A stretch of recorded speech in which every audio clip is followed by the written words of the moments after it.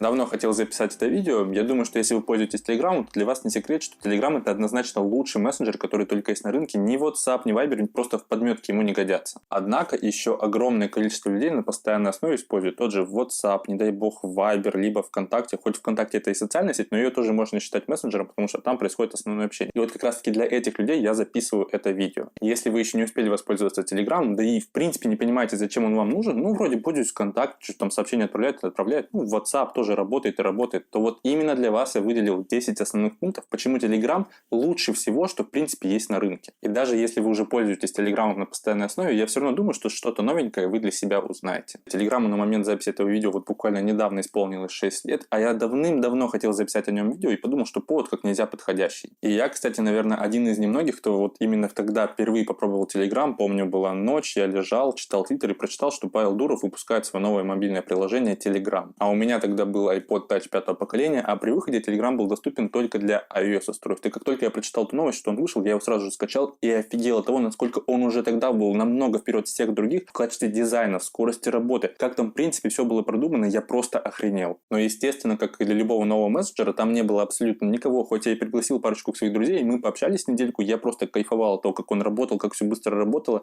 Тем не менее, все равно вся основная масса людей сидела ВКонтакте, и я вернулся туда. Я уже поступил в университет и смотрю, что у людей на телефонах все-таки где-то проскальзывает Telegram. И мы со своими друзьями основными решили, что мы будем пользоваться только Телеграмом. И вот с того времени все мое основное общение с большинством людей, с кем я общаюсь, происходит только в Телеграме. Естественно, что бабушка, мама, они до сих пор сидят в WhatsApp. На словах я их не смог убедить. И вот как раз таки именно для них, для тех людей, кто не пользуется Телеграмом, я и записываю это видео. В общем-то, рассказал небольшую предысторию, как именно я пришел к Telegram. Ну а теперь давайте переходим к 10 пунктам и даже чуть-чуть больше, в чем Telegram на голову выше всех своих конкурентов и почему стоит пользоваться именно Телеграмом и ничем другим. Первое, с чего я хотел начать, и это именно то, в чем Telegram точно разрывает всех своих конкурентов, и это отмечают буквально все, это, естественно, стикеры. Если вы пользуетесь WhatsApp, то вы, скорее всего, никогда не видели нормальные стикеры. Если ВКонтакте, то там с этим ситуация обстоит чуточку лучше, но все равно все ограничено платформой. То, что придумала сама ВКонтакте, и то, что придумали бренды-партнеры. Но там все это завязано на коммерции, в основном все стикеры нужно покупать за деньги. И в чем прелесть Телеграма? Это открытая платформа, и любой желающий может загрузить свой стикер-пак, и в этом и проявляется вся прелесть. Нет абсолютно никаких рамок, и вот как раз таки народное творчество, оно в 1000 раз лучше, чем то, что придумали дизайнеры в компании. Находим стикеры,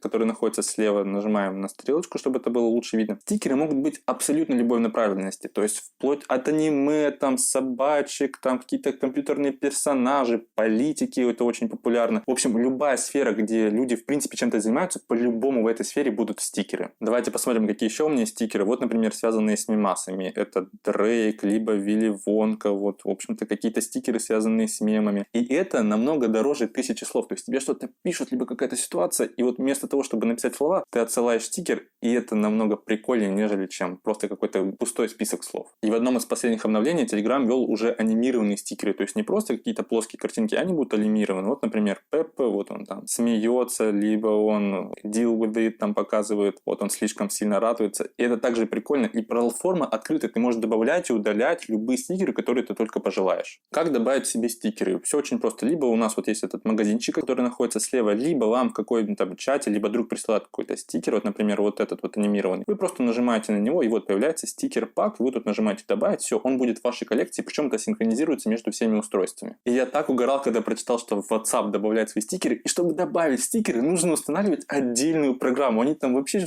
чокнутые, я не понимаю, кто в нормальном уме будет устанавливать отдельную программу для стикеров. Все должно быть в одном приложении. Все стикеры у нас привязаны к смайликам, чтобы была некая структура, их было легче находить. Например, вот нажимаем на «Смеюсь и плачу», и вот видите, первыми у нас идут те стикеры, которые у меня добавлены в моем стикер-паке, но если мы свайпаем право-налево, то мы можем находить те смайлики, которые нет в нашей коллекции, и тем самым мы можем находить стикер-паки, которых у нас нет. Вот, допустим, королева вот что-то улыбается, вот нажимаем на нее, видим, что это стикеры, связанные как-то с королевой, можем сразу посмотреть, вот она тут что-то задумчивая, недовольная, тут она такая, yes, все круто. И это, как я уже сказал, это гениальнейшая платформа Telegram, и вот только за это я огромнейший респект. Помимо стикеров, кстати, можно использовать и GIF-анимации. Также нажимаем на смайлики, посерединке вот у нас будут гифки. И вот все гифки, которые сохранены в моем аккаунте, это также синхронизируется между всеми моими устройствами. То есть не обязательно только на телефоне. То есть это содержится все в облаке. Вот, например, я из Instagram тут записывал какую-то гифку. Вот, видите, я, допустим, мне ее кто-то отправил, либо я кому-то ее отправил, и человек может нажать вот на 3 точки сверху, сохранить свои гифки. И все, теперь они будут храниться в его аккаунте. Это тоже некий такой аналог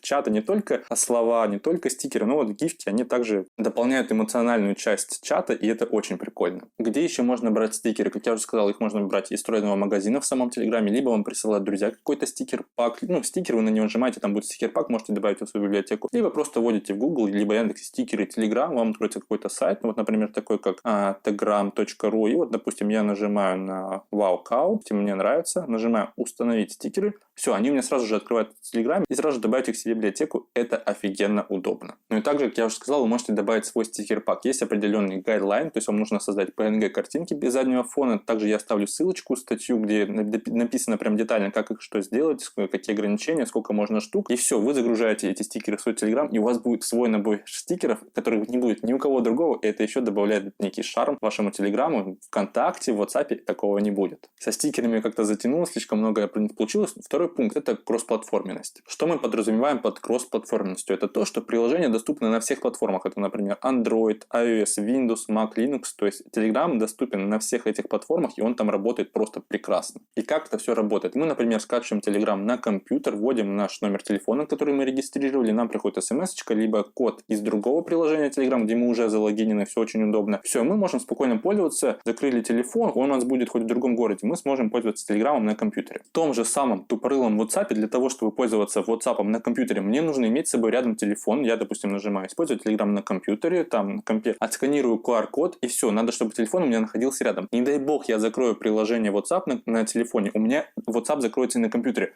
Это что за бред? Я не понимаю. А если у меня телефон не находится рядом со мной? Если я, потерял что-то, мне нужно кому-то написать, я не смогу пользоваться WhatsApp на компьютере? Я не знаю, они там придурки, что ли, совсем, когда они разрабатывали. В Телеграме работает все как надо, и это сделано, просто по-людски. Причем, в чем еще плюс кросс-платформенности? Это то, что если я, например, начну писать какое-то сообщение вот здесь, я могу продолжить его писать также и на компьютере. То есть это все у нас уже, вот этот текст сообщения, он у меня сохранился в облаке. Я могу даже не отправить это сообщение, перейду на компьютер и продолжу его писать. Это также офигенно работает. Следующий пункт я назвал это облачное хранилище. Как видите, у меня сейчас открыта менюшка избрана, то есть это мой личный чат сам собой. И сюда я могу скидывать абсолютно все, что угодно. Музыку, картинки, просто какие-то файлы, документы, там Word, Excel, либо же файлы вплоть до 1,5 гигабайта. И все это хранится в моем личном облаке без ограничений. Я могу, например, нажать вот сюда вот на избранный. Здесь будут все картинки, с которыми я поделился сам собой. Все файлы, вот MP4, PNG-шки всякие, просто другие файлы. Ссылки, которые я также кидал сюда. Аудио какие-то, то есть MP3, FLAC, WAV файлы. Также голосовые сообщения, которые я себе когда-то сюда скидывал. И все вот это хранится в облаке вашего аккаунта и синхронизируется между всеми устройствами, где вы залогинены. В том же самом WhatsApp они даже не хотят хранить историю вашей переписки. Они просят, чтобы вы ее сохраняли на свой личный диск Google Drive либо Dropbox. Оно там весит хоть и пару мегабайт, но все равно, если вы не сделали резервную копию, вы потеряли историю всех своих чатов, всю переписку вы ее потеряли. В Телеграме такого никогда не происходит, потому что все хранится в облаке. Четвертый пункт – это полная кастомизация как угодно. Смотрите, во-первых, мы можем поменять размер текста сообщения вплоть от самого маленького шрифта 12, вплоть до 30, как вам удобно, так и менять. Причем это нам показывается, как это все будет выглядеть в сообщениях. Также мы можем выбрать цвет темы, то есть вот доступно по умолчанию синяя, темно-синяя, холодная, можно показать все темы. Также можно создавать собственные темы, и там кастомизируется абсолютно все. Вот, допустим, создать новую тему, там нажимаем тему, я, допустим, создал свою, я ее назвал The Dark, она доступна в моем телеграм-канале, заходим Вячеслав Горбатенко, вот я ее прикрепил в сообщении, нажимаем сюда, и нам показывается просмотр, как это будет выглядеть. Я ее создавал специально для OLED-матриц, чтобы у нас было все максимально черным фоном, но все основные элементы были белые, либо цветные. Вот. У нас батарейка тем самым будет сохраняться и не разряжаться телефон так, как он мог бы разряжаться со светлой темой. Опять же, все ссылки на телеграм-канал и даже на сообщение, где вот у меня хранится вот эта темная тема, я ее оставлю в описании. Переходите, качайте, пользуйтесь. Я ее как раз таки для этого и создавал.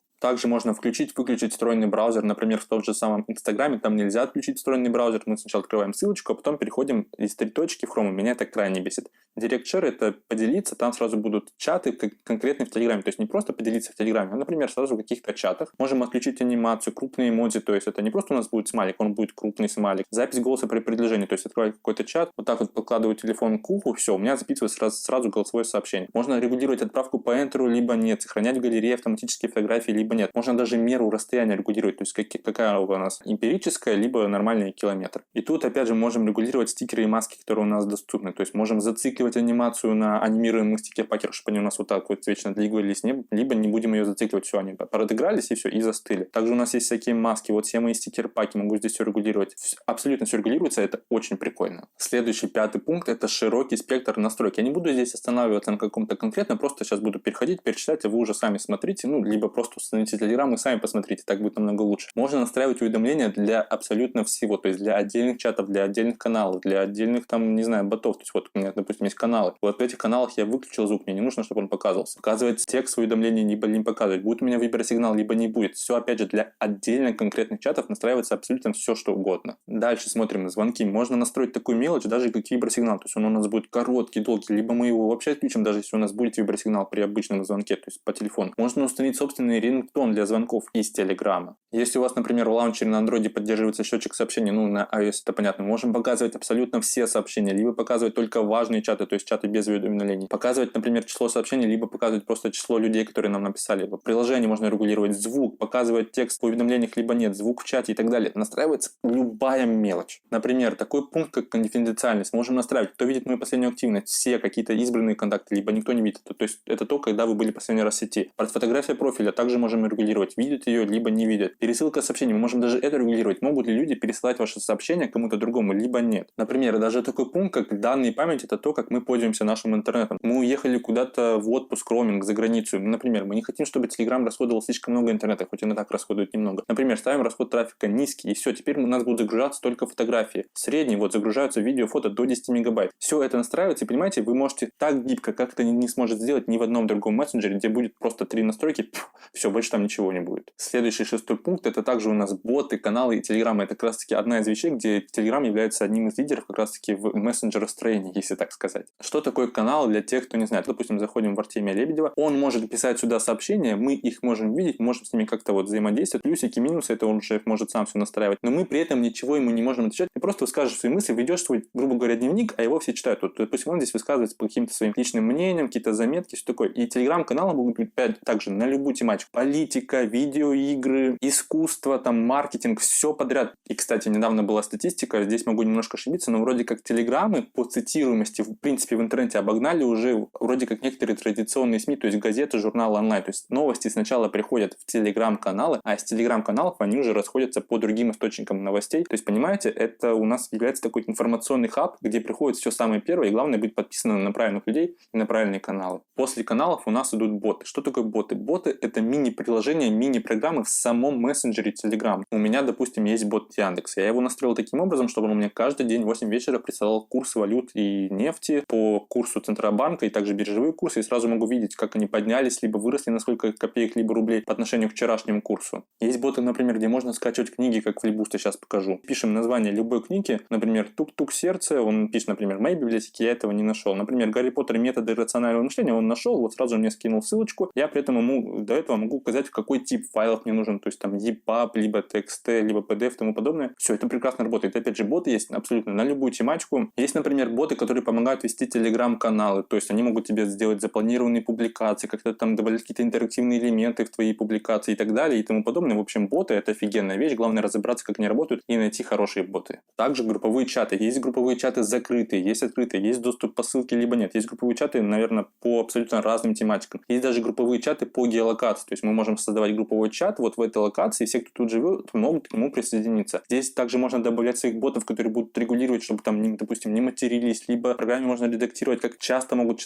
люди отправлять сообщения, то есть там раз в минуту, либо раз в 5 секунд, чтобы не было спама слишком много. И если я не ошибаюсь, групповые чаты могут быть вплоть до 20 либо 50 тысяч человек, там, какие-то запредельные цифры, я даже не знаю, существуют такие или нет, но я думаю, где-то в Гонконге на митингах по-любому существует. Но опять же, нормальные чаты, которые я видел, там до 500 человек максимум, опять же, кто-то их читает, кто-то там общается, то можно заводить там много друзей, просто общаться по каким-то тематикам, которые вас интересуют. Прикольная вещь, рекомендую попробовать. 7-й пункт — это аудио и видеосообщение. Очень важно, видеосообщение, мне кажется, больше нигде нет. Что такое аудио? Аудио, понятное дело, уже все скопировали, вроде как Telegram тоже один из первых ввел. Все, отправляю. Вот я могу его воспроизводить, сейчас не буду говорить. Вот я могу его перематывать, также могу его слушать в скорости 2х, чтобы это все было быстрее. Также, если я его дослушал, я, допустим, вот могу его так слушать, он у меня сейчас производится, и как только он закончится, я буду дальше говорить, то есть включится микрофон, я сразу могу диктовать ему ответ. Вот я сейчас что-то говорю, вот у меня сейчас диктуется ответ. Работает офигенно. Также есть и видеосообщение, то есть я, допустим, нажимаю на микрофон, микрофончик один раз, и теперь у меня появляется видео, то есть вот я что-то себе говорю, могу записывать сообщение вплоть до 1 минуты, то есть 60 секунд. Это также записывается звук, как будто бы аудиосообщение, но еще и подгружается видео на фронталку.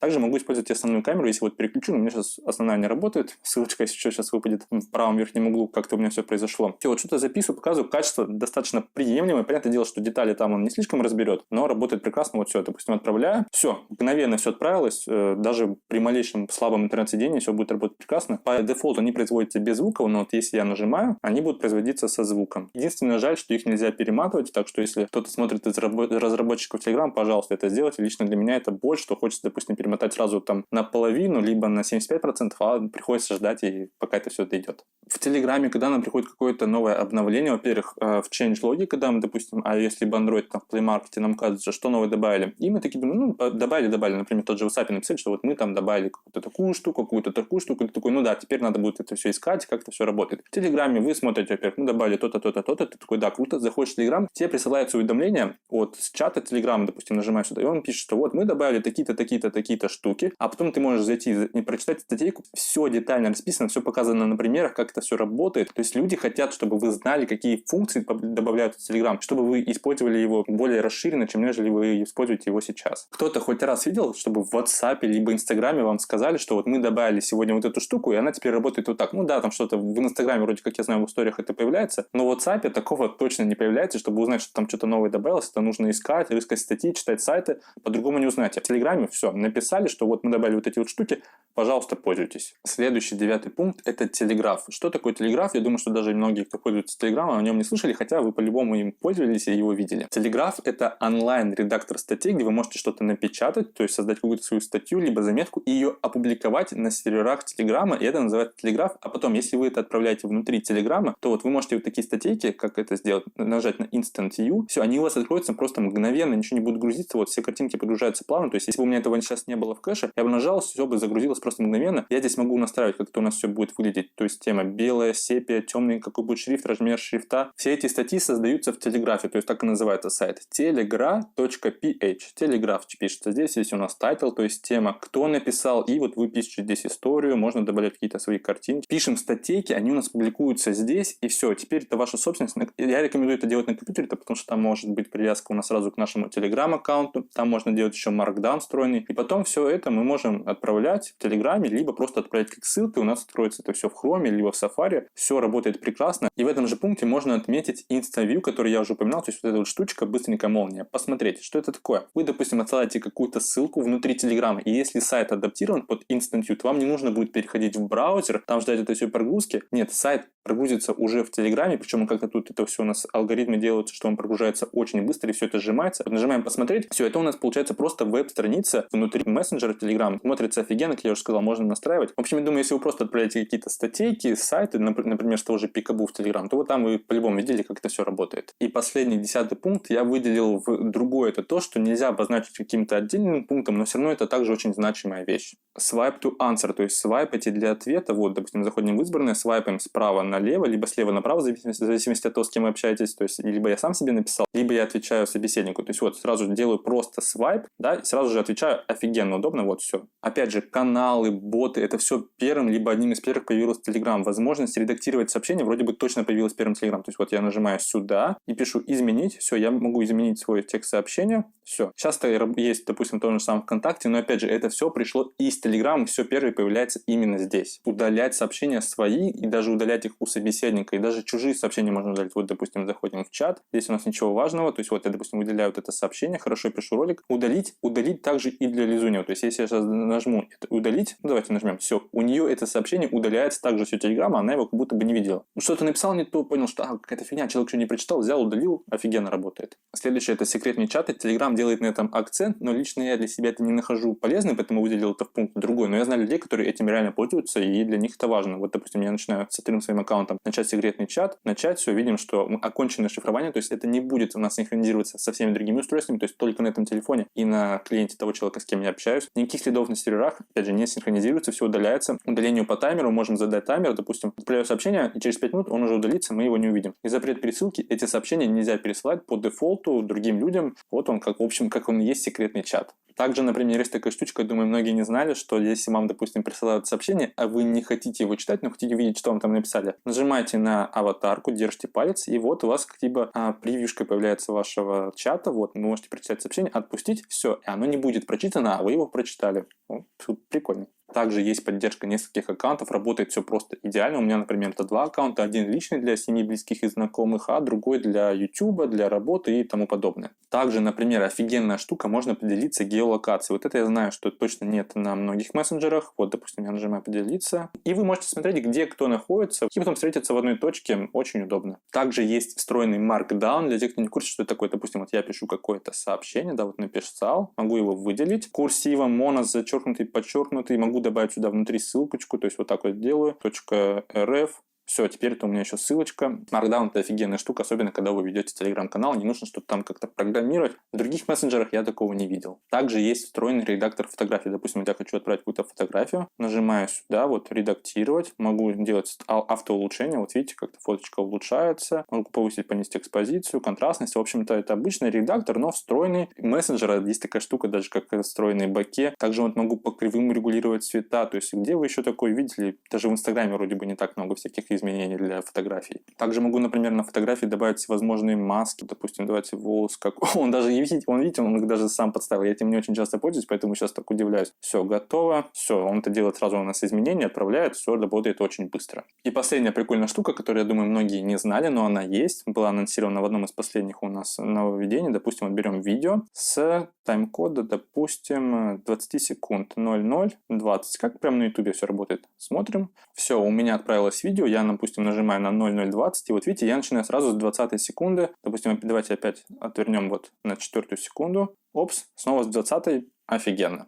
Чего не хватает в Телеграме на данный момент, но я уверен, что это точно появится. Видеозвонки, хочется какой-то аналог. Все-таки в WhatsApp это есть. Хочется, чтобы они были и в Телеграме, чтобы вообще никуда не уходить, а пользоваться только им здесь. И все, не нужен никакой скайп, ничего не нужно, видеозвонки, будет круто. И то, на что жалуются абсолютно все, хочется, конечно же, разделение на личные чаты, на боты, на канал, либо как-то это все настраивать. Я думаю, что Павел Дуров это делает специально. Они это, наверное, как-то оттягивают, либо что-то они с этим мутят. Ну, в общем, об этом просят абсолютно все, но они это специально. Они это знают, они это не делают. По какой причине, не знаю. Может быть, они думают, что все должно быть в едином таймлайне. Хотелось бы, чтобы это было. Вот, посмотрим, будет это либо нет. В принципе, это компания либо Павла Дурова, не знаю. Ну и по поводу того, что Telegram заблокирован в России, полный цирк, пытались его там блокировать, в итоге чуть не перебанили пол-рунета. Как видите, все работает прекрасно. Я сижу на домашнем Wi-Fi, все сообщения отправляются быстро. Опс, все, сообщение отправилось, видите, вот галочка стоит. Может быть, видео, фотки грузятся чуть дольше, чем они могли бы грузиться. Вот когда был в Европе, там реально все работает прям мгновенно, когда ты живешь в России. Ты к этому привыкаешь, но грузится оно буквально чуточку дольше, чем должно грузиться. Как-то так, друзья. Надеюсь, что те, кто до сих пор не пользуется Телеграмом, я вас как-то смог убедить, или, по крайней мере, сподвинуть, чтобы вы там договорились со своими друзьями, если вы сидите в WhatsApp, что давайте попробуем Telegram, потому что это реально удобно. Как сказал, кстати, сам Павел Дуров, что за все время, за все 6 лет